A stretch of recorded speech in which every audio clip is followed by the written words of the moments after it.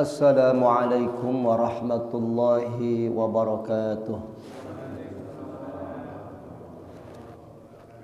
Alhamdulillahi rabbil alamin. Wa bihi nasta'in ala umurid dunya waddin. Ashhadu an la ilaha illallah wa ashhadu anna sayyidana Muhammadan abduhu wa rasuluh. Allahumma salli wa sallim wa barik ala sayyidina Muhammadin wa ala alihi wa ashabihi wa man tabi'ahu bi ihsanin ila yaumiddin. Subhanaka la ilma lana illa ma 'allamtana innaka antal alimul hakim wa tub alaina innaka antat tawwabur rahim. Amma ba'du. Hadirin hadirat, juga wabil khusus Ketua Yayasan, pengurus DKM beserta jajarannya semua, para hujjaj, para alim ulama, para tokoh masyarakat, jamaah salat subuh Masjid Al-Ihsan rahimakumullah. Bersama-sama kita panjatkan syukur kepada Allah atas nikmatnya pada hari ini kita bersama-sama dapat kembali untuk melangkahkan kedua kaki kita bersimpuh sujud di hadapan Allah, beriktikaf, salat berjamaah, berzikir, bermunajat, bersolawat, takbir, tasbih dan sebagainya. Dan pada kesempatan ini pula kita lanjutkan dengan kajian subuh Ahad. Mudah-mudahan semua yang kita lakukan ini mendapatkan ridho Allah Subhanahu wa taala.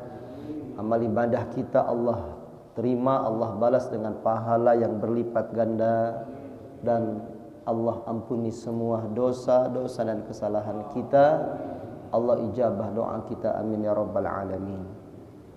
Salawat dan salam tercurahkan kepada Rasulullah sallallahu alaihi wasallam. Dengan kita bersolawat kepada Rasulullah, kita yakin semua kita ingin diakui sebagai umatnya dan juga mendapatkan syafaatnya. Amin ya rabbal alamin. Hadirin hadirat, juga para pemirsa rahimakumullah. Kajian kali ini saya tidak membahas khusus untuk tafsir, insyaallah mulai bulan depan. Namun saya akan sampaikan berkaitan dengan momentum Tahun Baru Islam 1445 Hijriah. Tahun Baru Islam tepatnya jatuh pada hari Rabu yang lalu atau malam Rabu, ya. Jadi sekarang tanggal berapa? Kalau Hijriahnya tanggal berapa? Kalau Rabu berarti tanggal 5, ya. Rabu tanggal 1, Kamis tanggal 2, Jumat tanggal 3, 4 ya.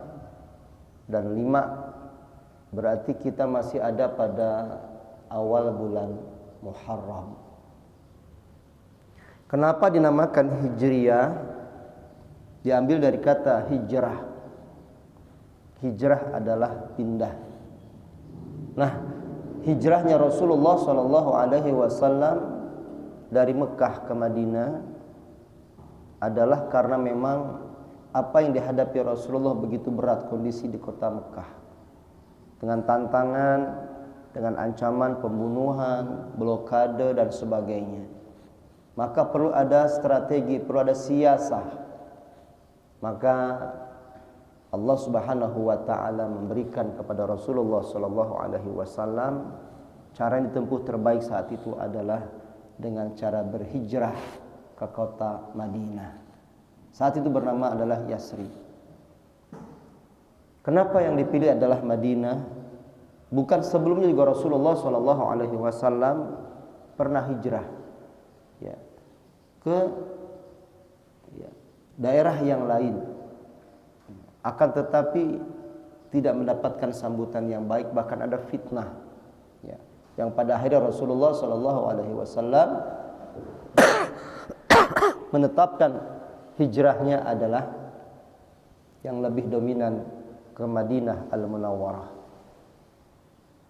Karena di Madinah juga ternyata sudah ada umat yang masuk Islam, sudah banyak orang-orang yang masuk Islam, yang mereka memang orang Madinah, sering datang berkunjung ke Mekah Al-Mukarramah.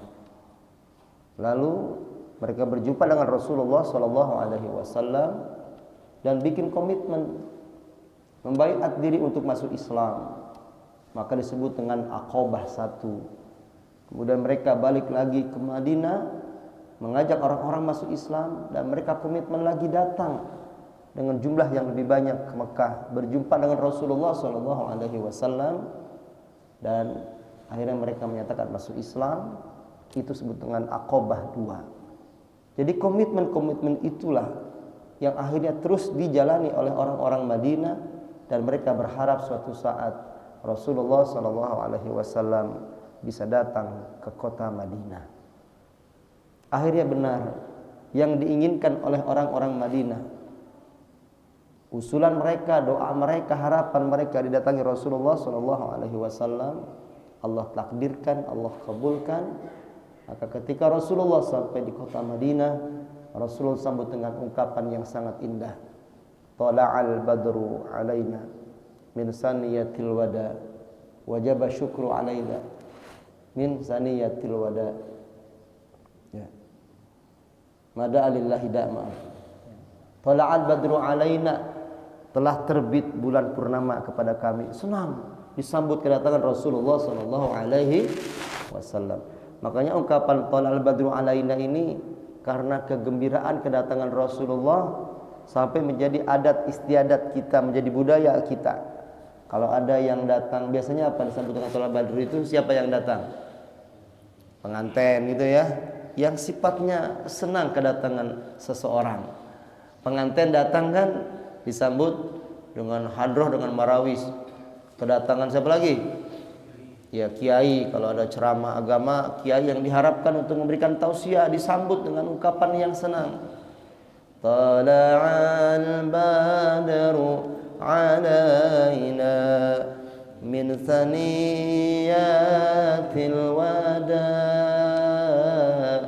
wajaba syukru alaina ma da'a lillahi da.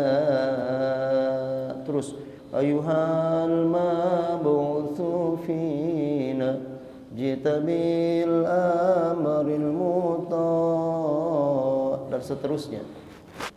Tapi kalau ada orang meninggal dunia dari rumah sakit, bawa ambulan, datang ke rumah disambut nggak dengan tala'al badru? Jangan ya, jangan orang meninggal disambut dengan tala'al badru. Yang ada innalillahi wa inna ilaihi. Jadi yang sifatnya kedatangan seseorang yang didambakan, ungkapan tala'al badru alaina. Baik, kembali. Akan tetapi zaman Rasulullah SAW belum ditentukan tahun baru Islam. Kalau bulannya sudah ada 12 bulan sama dengan jumlah bulan Masehi, tapi angkanya yang belum ada. Kalau Masehi sudah ada angkanya, bahkan sekarang tahun 2023. Sebelum 2023 disebut dengan sebelum Masehi, qablal Masihi. Jadi ada tahun sebelum Masehi. Lama-lama habis sampai titik nol, baru nol lagi sampai sekarang 2023. Nah, saat itu belum ada hijriah pada masa Rasulullah SAW, angkanya masih kosong. Maka berbagai macam nama-nama bergantian. Di Madinah saja sampai 10 kali bergantian tahun, istilah tahun dalam setiap tahunnya. Oleh karena itu, akhirnya berjalannya waktu, Rasulullah SAW wafat di Madinah, kemudian dilanjutkan dengan kepemimpinan bukan nabi tetapi khalifah. Ya, diangkatlah Abu Bakar Siddiq. Ya, saya persingkat ceritanya ini. Kemudian berikutnya Abu Bakar Siddiq wafat karena usia, karena sakit. Tidak lama beliau menjabat, diangkat kembali. Memimpinnya adalah Umar bin Khattab. Setelah Umar bin Khattab 4 tahun menjabat sebagai khalifah, sebagai Amirul Mukminin, beliau sering surat menyurat sebagai pemimpin. Nah, di dalam surat menyurat itu ada bulannya Muharram, bulannya Safar, tapi nggak ada nama tahun angkanya. Sementara Masehi ada.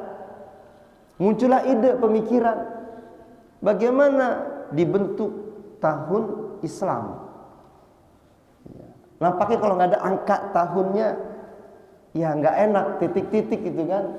2 Muharram, titik-titik, nggak ada nama tahunnya. Ya. Masa mau ganti-ganti tahun terus seperti sebelumnya? Kenapa zaman Rasulullah dilahirkan disebut dengan tahun fil? Jadi bukan angka, tapi nama. Tahun gajah, nanti berubah lagi tahun apa. Akhirnya ide itu muncul, ide yang brilian, ide yang bagus. Akhirnya disepakati oleh para tokoh-tokoh saat itu, ya setuju kita bentuk tahun baru Islam, angkanya, tapi kapan setarnya? Apakah langsung 1 Hijriah?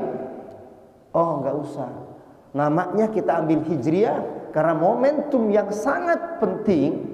Perjalanan dakwah Rasulullah menyebarkan Islam, ambillah dengan istilah Hijriah. Lalu tahun satunya langsung diputuskan 13 Hijriah. Jadi mundur ke belakang.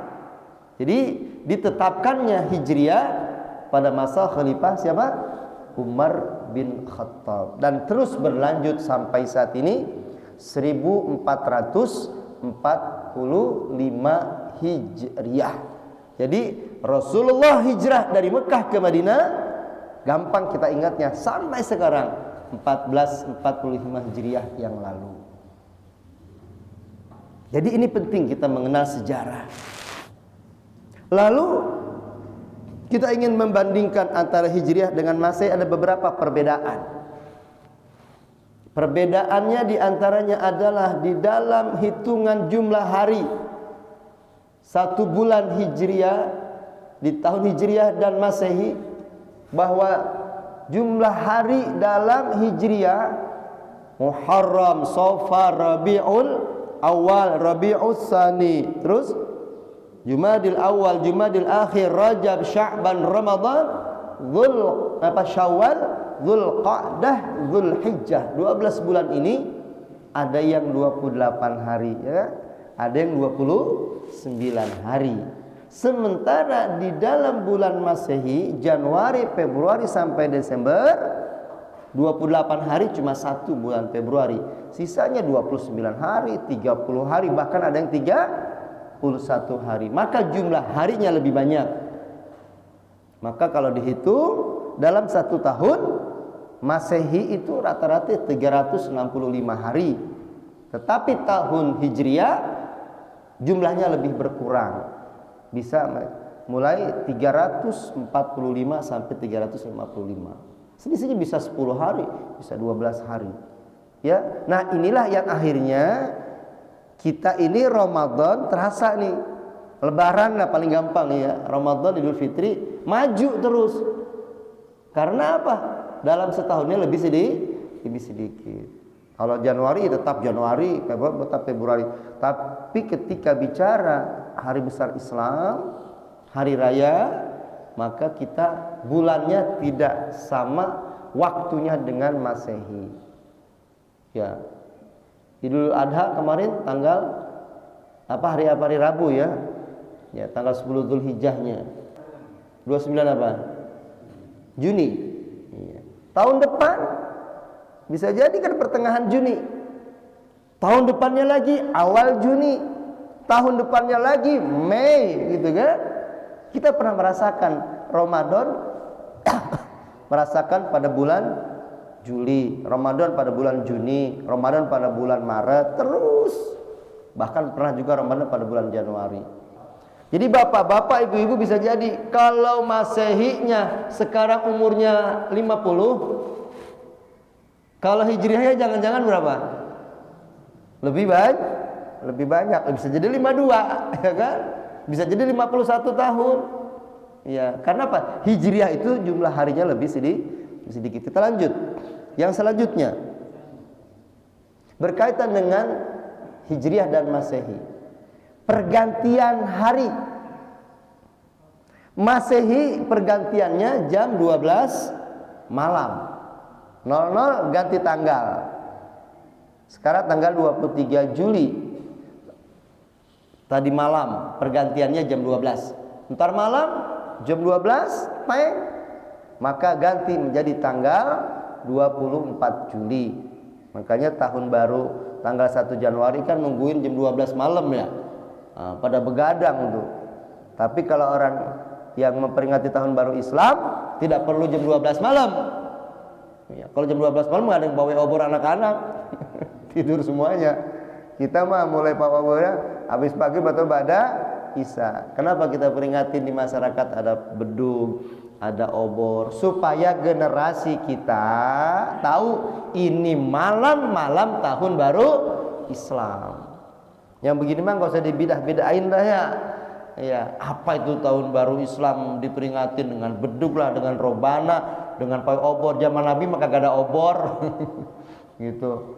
Padahal soalnya banyak minyak ya. Bambunya susah. Ya, ini mah adalah adat yang positif. Jadi anak-anak kita yang kecil-kecil, ini kenapa jalanan macet? Oh iya, ada pawai obor. Berarti tahun baru Islam. Gitu. Kalau nggak begitu akhirnya kita udah ganti tahun ya, nggak ada yang tahu ya. Jangan anak kita, orang tuanya pun lupa kalau tahun malam ini tahun baru Islam. Makanya ada momen-momen itu ambil, ada muhasabah juga, ada zikir bersama. Inilah ada beberapa perbedaan di dalam Masehi dan Hijriyah. Yang bisa kita ambil hikmah adalah kita mengenal sejarah Rasulullah sallallahu alaihi wasallam, sejarah para khulafaur ar-rasyidin. Dan momen yang penting ini juga adalah muhasabah buat diri kita, bahwa pergantian tahun itu ternyata umur kita semakin lama bukan semakin nambah, tapi semakin berkurang. Itu penting. Dalam Sa'al Abdul Nawas, coba dari awal kita baca bareng-bareng. Yang masih pada hafal, generasi sekarang banyak yang nggak hafal nih. Kalau yang ibu-ibu pengajiannya pada hafal karena sering diulang-ulang. Ilahi las tulil firdausi ahla wala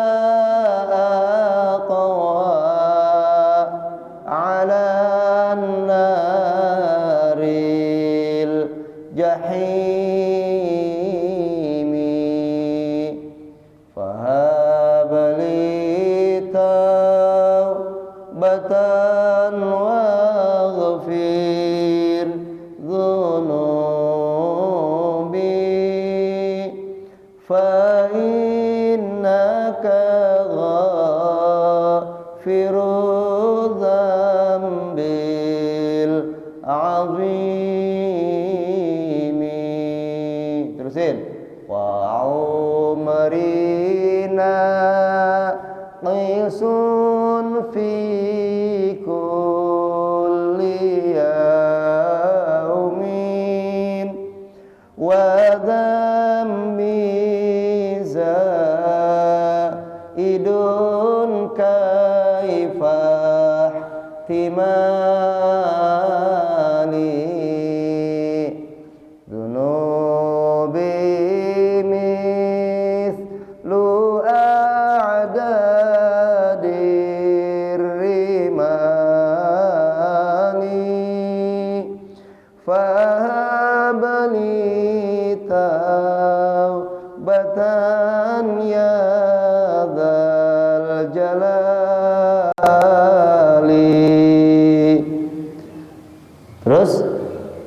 terusin lagi. Ilahi abdukal asi ataka muqiram bidhunubi wa qad da'aka fa taghfir fa'ata lidzaka ahlu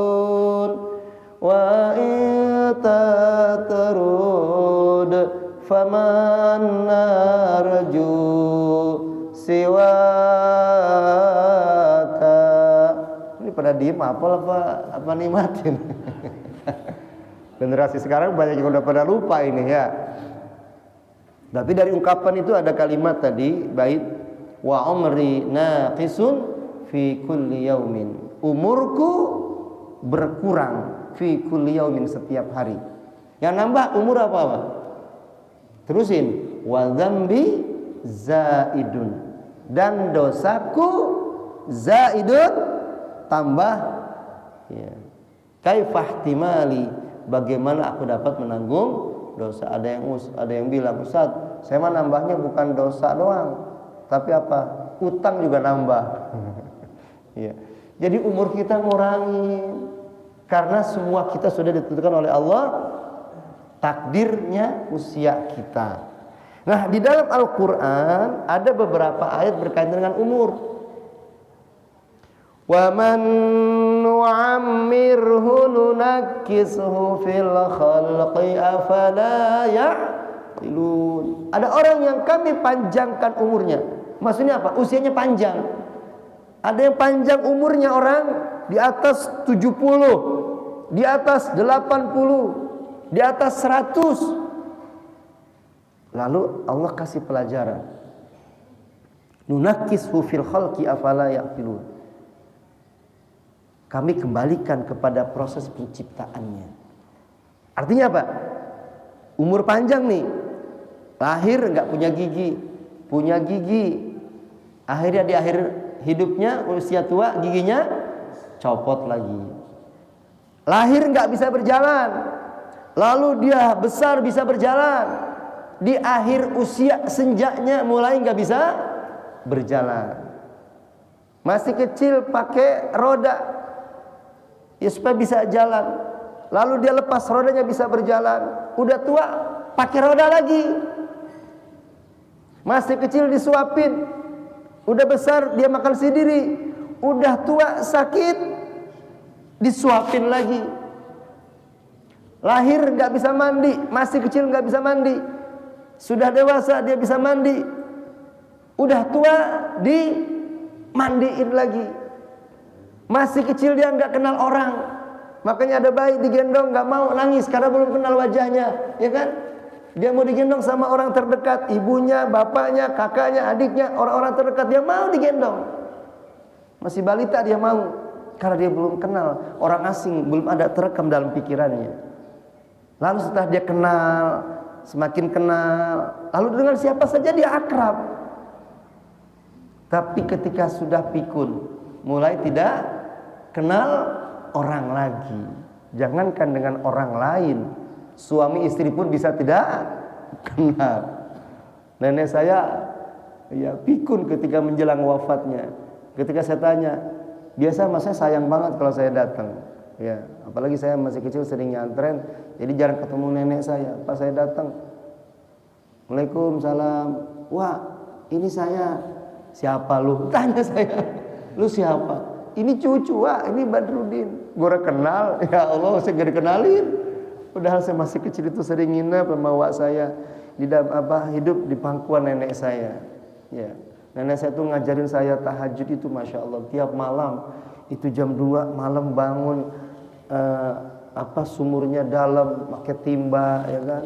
Lalu dia sholat tahajud, kemudian dia baca Al-Quran sampai subuh. Itu saya di samping pangkuan nenek saya. Ingat bener tuh, kalau saya jam 2 malam mendengar suara lantunan Al-Quran, ternyata nenek saya. Kalau saya nginep ke rumah nenek. Terus puasa Senin Kemis nggak ditinggal. Bulan Syawal, Lebaran kedua udah puasa Syawal. Kita mah boro-boro bulan hari kedua pada puasa Syawal. Nenek kita mah masya Allah, padahal di rumahnya banyak makanan dari anak dan cucunya, banyak pelajaran. Tapi ketika sudah pikun, saya nggak dikenal lagi sama wak saya. Kenapa? Nunakkishu fil khalqi afala ya'qilun. Wa minkum man yuraddu ila ardhalil umur likai la ya'lama ba'da ilmi syai'a. Ada kalian yang kami panjangkan umurnya, akhirnya nggak ngerti apa-apa juga. Tadi pikun itu ayat-ayat Al-Quran berkaitan dengan umur. Oleh karena itu, momentum tahun baru Islam ini, umur kita semakin berkurang, tetapi inginnya amal ibadahnya nambah, pahalanya nambah, kedewasaannya nambah, ketaatannya tambah. Itulah orang yang hari ini sama dengan kemarin, kata Rasulullah. Hari ini nggak ada peningkatan, tahun ini nggak ada peningkatan, dia orang yang rugi. Hari ini sama, tahun ini sama tahun-tahun yang lalu, rugi dia. Karena waktu berjalan, umur ngurangin, ibadahnya kagak ningkat, itu rugi namanya. Sama aja rugi. Lebih jelek dari yang lalu, itu dilaknat, orang yang terlaknat. Yang untung adalah orang yang hari ini, tahun ini lebih baik daripada yang sebelumnya. Ya ayyuhalladzina amanu taqullaha wal tanzur nafsum ma qaddamat lighad wattaqullah innallaha khabirum bima ta'malun. Wahai orang-orang yang beriman, bertakwalah kepada Allah. Dipesan banget ini, diperintah oleh Allah, bertakwa kepada Allah. Wal tanzur nafsum ma qaddamat lighad, dan hendaklah memandang, melihat, punya visi, ya, nafsun, setiap jiwa, ma qaddamat, apa yang sudah dikerjakan, yang sudah berlalu, diambil pelajaran, lighad, untuk yang akan datang. Untuk yang akan datang ditafsirkan bisa jadi buat masa depan akan datang, bisa juga berpersiapan akhirat nanti. Jadi kita harus punya misi, punya visi, punya prospek ke depan yang lebih bagus. Itulah yang disebut kita muhasabah pada akhir tahun Hijriah dan masuk tahun baru Hijriah. Allahumma tawil a'marana fi ta'atillah wa fi ta'ati Rasulillah sallallahu alaihi wasallam. Semoga Allah panjangkan usia kita, tapi yang terbaik usianya. Jangan kita dipanjangin umurnya oleh Allah kepanjangan. Orang lain udah meninggal usia, dia mah tinggal sendirian. Dia sampai pikun, sampai berat, sakitnya na'udzubillah. Pokoknya minta kepada Allah yang terbaik. Amin ya rabbal alamin. Hadirin hadirat rahimakumullah, itulah berkaitan dengan momentum Hijriah. Maka paling tidak tiga kita jadi pegangan. Yang pertama, kita sungguh-sungguh dalam hidup ini. Walladzina jahadu fina lanahdiyannahum subulana. Orang-orang yang sungguh-sungguh di jalan kami berikan lanahdiyannahum. Lamnya lam taukid. Ya, kemudian ada nun bertasdid, nun taukid sakilah, menandakan pasti kami akan berikan hidayah, berikan petunjuk jalan kami. Siapa? Jahadu, orang yang sungguh-sungguh via jalan kami. Jadi kita hidup ini harus sungguh-sungguh, harus semangat hidup. Jangan apa? Jangan tidak punya kemauan, tidak punya cita-cita, tidak punya keinginan. Jangan. Ya, kita aja udah tua pengen punya cita-cita. Cita-cita diri kita juga termasuk mengantarkan cita-cita anak-anak kita untuk mencapai masa depannya yang gemilang. Ya. Kemudian yang kedua, momentum tahun baru Islam ini hendaklah semoga kita menjadi hamba Allah yang sabar. Karena kita jalani hidup ini sungguh-sungguh, pasti banyak cobaan. Maka cobaan dihadapin, enggak bisa dihindari, harus kita hadapi. Maka disitulah ya ayyuhalladzina amanu ista'inu bis-sabri was-shalah. Innallaha ma'as sabirin. Wahai orang-orang yang beriman, minta tolong kepada Allah dengan salat, dengan doa.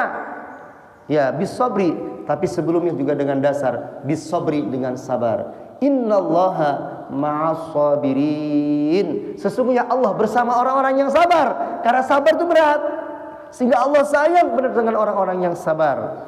Rasulullah berhasil dalam berdakwah karena Rasulullah pada dirinya terdapat jiwa kesabaran, sabura, abdan sabura, hamba Allah yang sangat penyabar. Yang ketiga, pesan yang baik buat kita hidup ini, apalagi di awal tahun, semoga kita menjadi hamba Allah abdan syakura, hamba Allah yang bersyukur kepada Allah. La in syakartum la azidannakum wa la in kafartum inna 'adzabi lasyadid. Pasti Allah tambahkan kalau kita bersyukur kepada Allah, nambah, ditambah nikmatnya. Tapi kalau enggak bersyukur, Allah sudah menyiapkan azab yang pedih. Na'udzubillah summa na'udzubillah. Semoga Allah jadikan kita min ibadihi syakirin, hamba-hamba Allah yang bersyukur kepada Allah Subhanahu wa taala. Demikianlah tausiah berhasabah awal tahun. Dan berikutnya ya saya masih ada sedikit batuk-batuk ya karena masih ada sisa-sisa dari kelelahan. Alhamdulillah saya ucapkan terima kasih atas doanya dari jamaah, supportnya kepada kami. Kami baru saja tiba di tanah air tepat pada malam minggu yang lalu, jam 12 saya sampai rumah. Tapi saya minggu siangnya sudah mulai beraktivitas. Di banyaknya tamu datang ke rumah pun saya nggak ada. Hari Minggu saya sudah keluar aktivitas karena ada kegiatan yang sudah diagendakan lama. Kemudian hari berikutnya juga saya nggak ada. Kemudian hari Rabu kemarin saya ke Sukabumi juga karena nengok santri di sana yang baru. Di cabang sudah ada santri juga di asrama. Jadi ya udah nggak ngasoh-ngasohnya dah sekarang. Ya tamu yang datang paling nggak janjian dulu. Saya di tempat baru bisa berkunjung. Dan alhamdulillah ini juga langsung ya ada diminta untuk tausiah karena saya sudah berapa kali tidak hadir. Alhamdulillah bisa hadir pada kesempatan pagi hari ini. Alhamdulillah ini Allah kasih anugerah nikmat yang sangat besar. Kami ucapkan terima kasih. Kami juga doakan yang nggak berangkat haji, doain yang berangkat. Yang berangkat pun alhamdulillah kami doain ya buat jamaah Masjid Al-Ihsan. Semoga juga diberikan rezeki, kesempatan, keberkahan bisa berangkat ke tanah suci. Amin ya rabbal alamin. Dan insyaallah minggu depan saya lihat di spanduk ada subuh keliling ya, tingkat kelurahan Pondok Petir. Yang pertama perdana waktu itu di masjid ini ya, Village Pamulang. Alhamdulillah kami yang pertama perdana sudah memberikan tausiah dalam subuh keliling. Ini yang kesekian kalinya, terus mudah-mudahan di Seruak sudah berjalan lebih dari 100 kali subuh kelilingnya, bisa menyatukan DKM, musola sekelurahan Seruak, para tokoh-tokoh agama, tokoh masyarakat, RT, RW, pemerintahan, umara. Alhamdulillah kami jalin dengan ukhuwah Islamiyah yang sangat erat. Alhamdulillah di Pondok Petir pun sudah mulai terjalin, paling tidak dengan subuh keliling bisa menyatukan para ulama, umara, tokoh-tokoh dalam suatu kegiatan yang mulia bernama sholat subuh berjamaah dan tausiah. Ini suatu hal yang sangat mulia. Dan terakhir ada kaitan kalau orang pulang haji biasanya nanya ceritanya kayak gimana kan gitu ya. Selalu itu kalau tamu datang ke rumah saya sih nggak banyak cerita ya. Artinya apa ya, secukupnya. Tapi kalau istri saya juga terima tamu dari wali murid, wali santri, kemudian pengajian. Itu ceritanya itu kaset diulang-ulang lagi. Karena yang datang pengen tahu ceritanya kayak gimana. Kan begitu biasa orang pulang haji. Tapi tentu cerita-cerita yang baik menjadikan pesan buat jamaah yang belum berangkat. Tapi intinya adalah bahwa ibadah haji Allah kasih urutan nomor terakhir dalam rukun Islam. Memang itu adalah rukun yang berat. Yang memang tidak semua orang mampu menjalaninya. Karena dalam ayatnya juga adalah walillahi 'alan nasi hijjul baiti manis tata'a ilaihi sabila. Jadi haji itu bagi orang yang istata'a, yang mampu. Mampu apa? Sabila. Bukan mampu duitnya doang. Sabila perjalanan. Kenapa disebut dengan sabila? Jelas perjalanannya jauh di negeri orang, di negara Arab Saudi yang iklimnya berbeda dengan kita. Panasnya di Madinah saat itu kami 8 hari 45 derajat. Jadi keluar dari hotel menuju Masjid Nabawi hanya paling 10 menit jalan. Itu sampai di masjid baju kita panas dipegang, nggak bisa diteriskan. Saking panasnya. Saya kalau nggak pakai sorban nggak kuat, saya tutup pakai sorban. Ya, selama perjalanan itu atau pakai sajadah. Saking panasnya.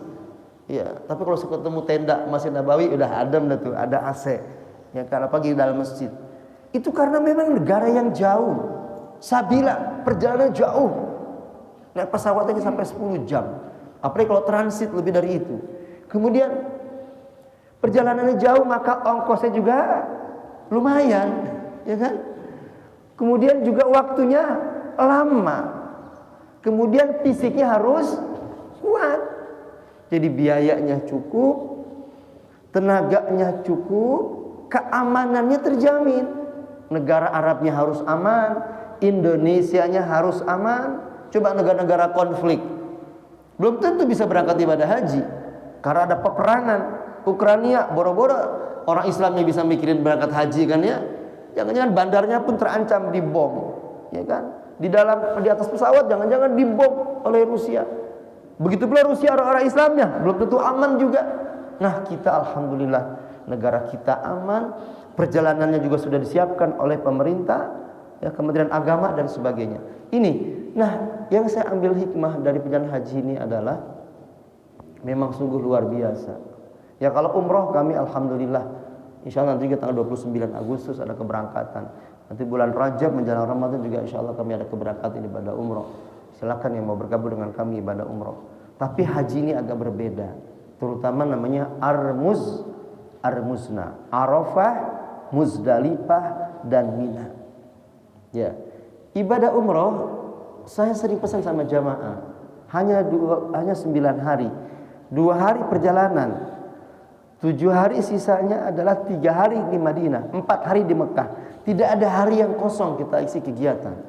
Selain itikaf di Masjidil Haram, itikaf di Masjid Nabawi, kemudian ibadah umrohnya, bahkan umroh sampai 2 kali, 3 kali yang mampu. Juga sholat 5 waktunya, jangan ditinggalkan. Jangan sholat di hotel, jangan sholat di kamar.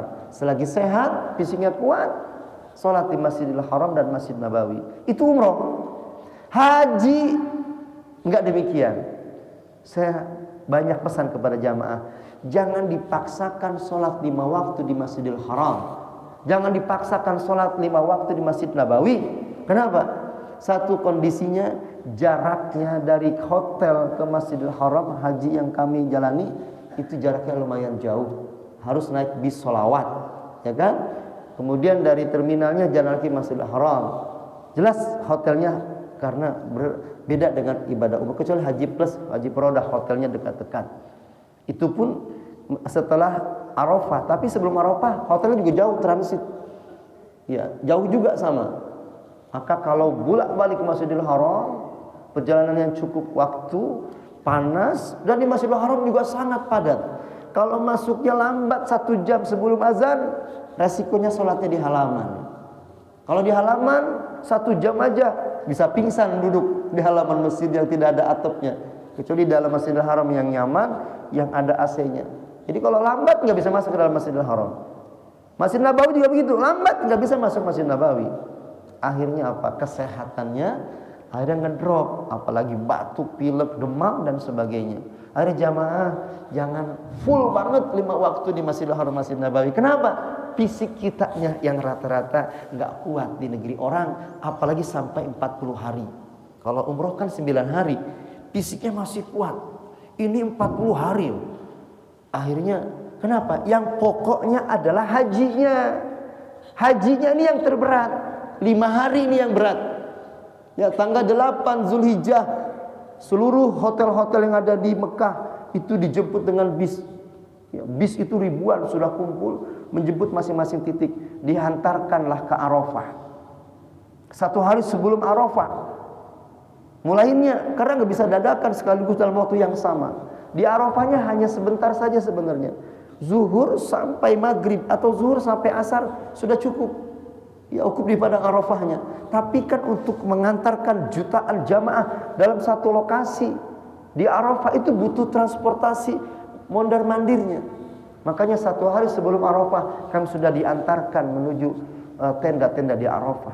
Tempat yang sempit, hanya tenda, 1 kloter, hanya ruangan 1. Ini saya 1 pesawat, 1 ruangan begini, putra-putri. Maka kasur yang sempit-sempit itu, di situ fisik yang harus sehat, fisik yang harus kuat. Itulah haji. Bahkan jamaah yang sakit pun di rumah sakit, yang ini infus, yang terbaring di rumah sakit, angkut ke Arafah semua. Nggak ada yang di rumah sakit. Ambulannya bawa ke Arafah, bisnya bawa, isinya pasien-pasiennya yang sakit di rumah sakit. Karena orang haji harus wukuf di padang Arafah.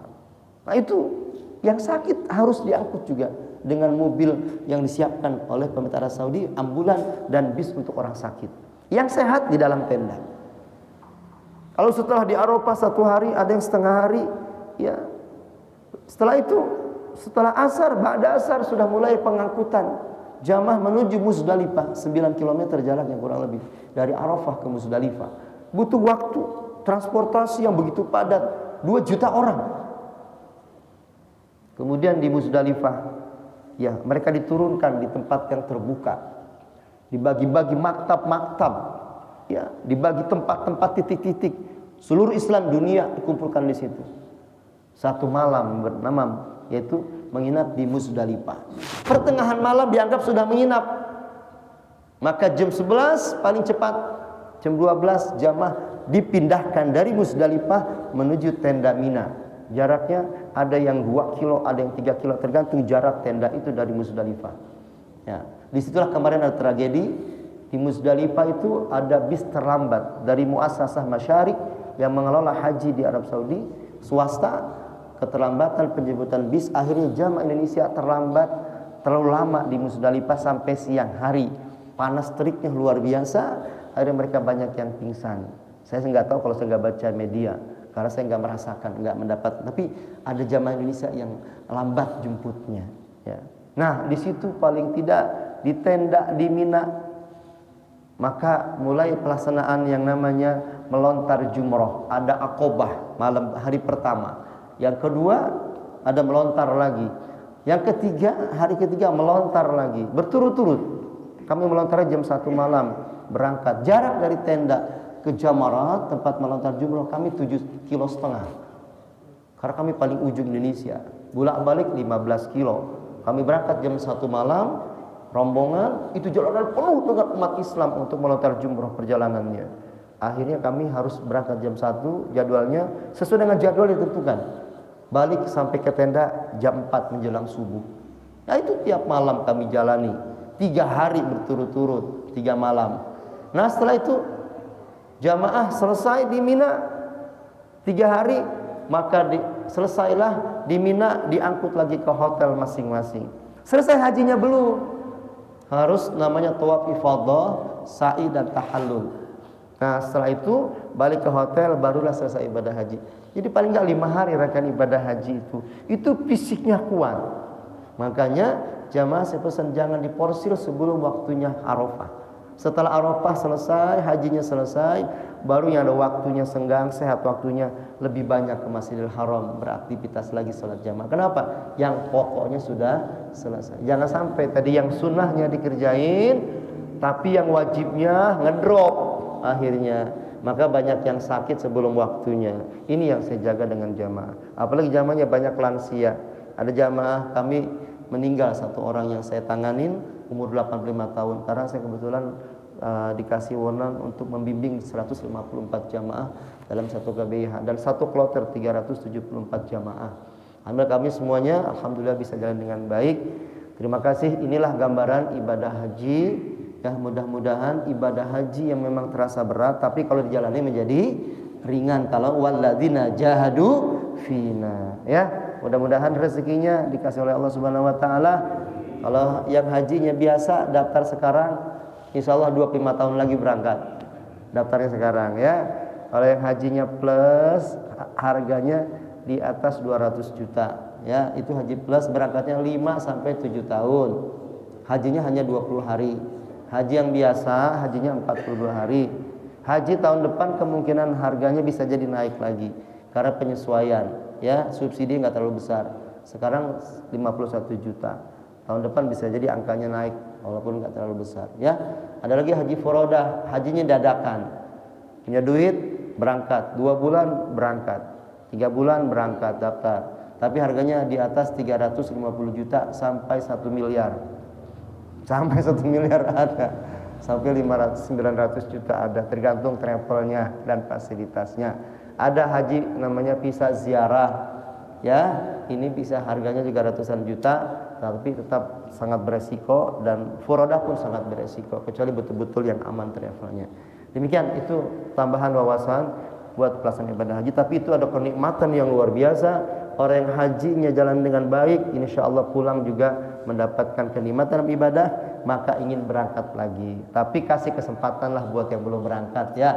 Kasihan antriannya panjang. Yang ingin berangkat lagi cukup dengan ibadah umrah kecuali ada tugas untuk menjadi pembimbing. Terima kasih, mohon maaf lahir batin terlalu lama. Apa yang saya sampaikan semoga bermanfaat. Sama-sama kita tutup dengan pembacaan kafaratul majlis. Subhanakallahumma wa bihamdika asyhadu an la ilaha illa anta astaghfiruka wa atubu ilaih. Wallahul muwaffiq ila aqwamit thoriq. Mohon maaf lahir batin. Wassalamualaikum warahmatullahi wabarakatuh. Waalaikumsalam.